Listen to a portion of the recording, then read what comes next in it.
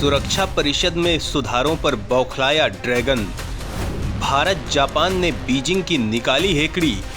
जयशंकर ने दी चीन को हद में रहने की सलाह। दोस्तों, संयुक्त राष्ट्र सुरक्षा परिषद एक बेहद अहम मुद्दा है जो लंबे समय से अटका हुआ है। दरअसल भारत सुरक्षा परिषद का स्थायी सदस्य बनना चाहता है, जिसके लिए उसने अपनी दावेदारी भी पेश की है। सुरक्षा परिषद के दूसरे सारे सदस्यों ने इसके लिए अपना समर्थन भी दिया है, लेकिन पड़ोसी चीन को भारत की ये कामयाबी रास नहीं आ रही है और इसीलिए वह सुरक्षा परिषद में भारत के प्रवेश को लेकर कड़ा विरोध करता रहा है। कुछ दिन पहले ही उसने भारत के खिलाफ जहर उगला था। सवाल उठता है कि आखिर उसने ऐसा क्या कहा था जिसका भारत ने कड़ा विरोध किया है। सुरक्षा परिषद में भारत के प्रवेश से चीन को क्या दिक्कत है? तो दोस्तों, चीन ने संयुक्त राष्ट्र सुरक्षा परिषद में सुधारों पर पहली बार बयान दिया है। इस बयान में भले ही भारत का नाम खुलकर नहीं लिया गया है, लेकिन निशाना इसी तरफ है। चीन ने कहा है कि सुरक्षा परिषद के सुधारों का फायदा सिर्फ कुछ लोगों के स्वार्थ को साधने के लिए नहीं होना चाहिए।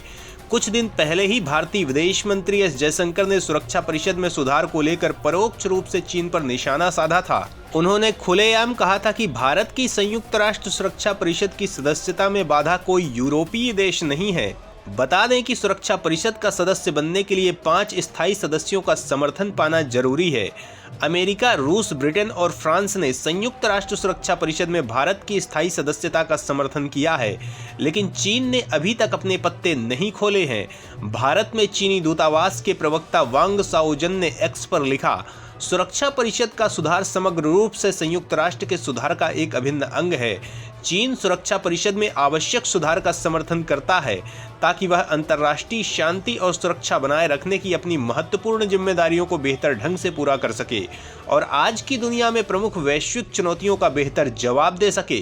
उन्होंने कहा, सुरक्षा परिषद के सुधार से विकासशील देशों का प्रतिनिधित्व और प्रभाव प्रभावी ढंग से बढ़ना चाहिए और अधिक छोटे और मध्यम आकार के देशों को संगठन के निर्णय लेने में भाग लेने का अवसर मिलना चाहिए।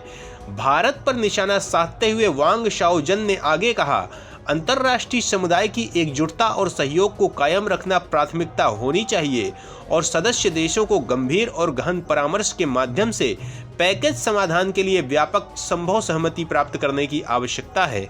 सुधार से कुछ लोगों के स्वार्थों की पूर्ति के बजाय सभी सदस्य देशों को लाभ होना चाहिए।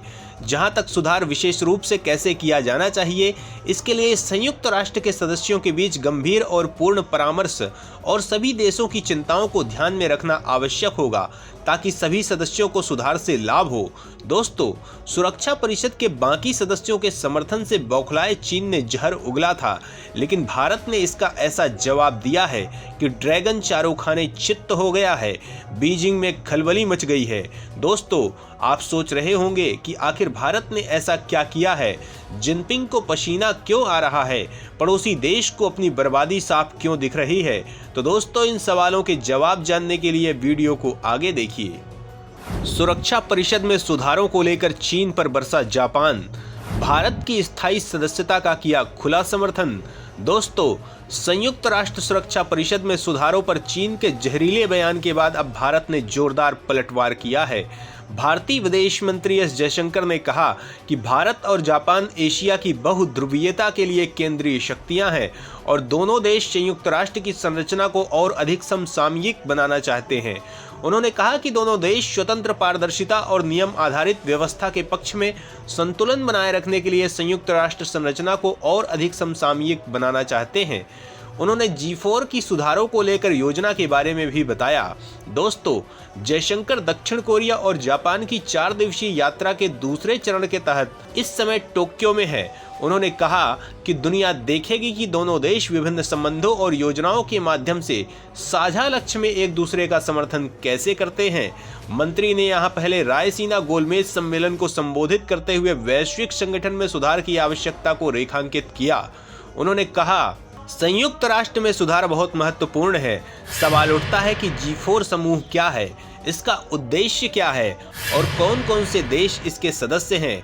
तो दोस्तों, G4 समूह के साथी सदस्यों के रूप में भारत और जापान संयुक्त राष्ट्र संरचनाओं को और अधिक समसामयिक बनाना चाहते हैं। विदेश मंत्री एस जयशंकर ने चीन को आईना दिखाते हुए कहा कि यह स्पष्ट रूप से एक मुश्किल कार्य है, लेकिन इसमें हमें दो शक्तियों के रूप में दृढ़ रहना होगा, जो एशिया में बहुध्रुवीयता के लिए बहुत महत्वपूर्ण है।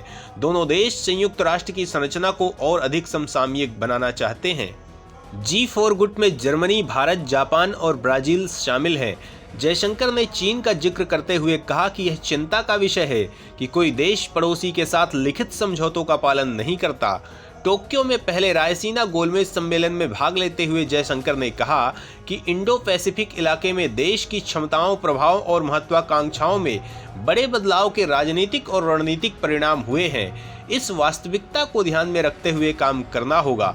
दोस्तों, चीन के साथ भारत के संबंधों पर उन्होंने कहा कि लगभग 45 वर्षों तक भारत चीन सीमा पर रक्तपात नहीं हुआ, लेकिन 2020 में चीजें बदल गई। विदेश मंत्री जयशंकर ने एक प्रश्न के जवाब में कहा, आज हम कई बातों पर असहमत हो सकते हैं, लेकिन जब कोई देश किसी पड़ोसी के साथ लिखित समझौतों का पालन नहीं करता है तो यह चिंता का कारण है। उन्होंने स्वीकार किया कि बदलती वैश्विक परिस्थितियों में अन्य देशों के साथ भारत का संबंध भी बदल रहा है।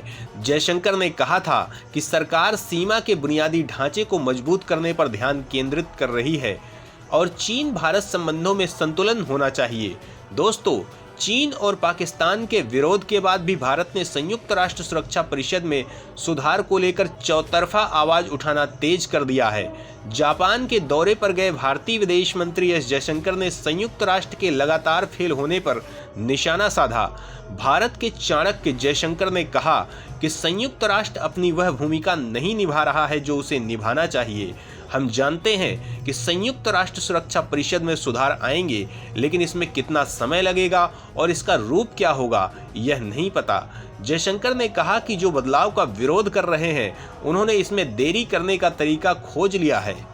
वहीं संयुक्त राष्ट्र में भारत की स्थायी प्रतिनिधि रुचिरा कंबोज ने भी सुरक्षा परिषद में भेदभाव का मुद्दा पुरजोर तरीके से उठाया। इस बीच G4 के सदस्य देश जर्मनी ने भी एक बयान जारी करके भारत का खुलकर समर्थन किया है।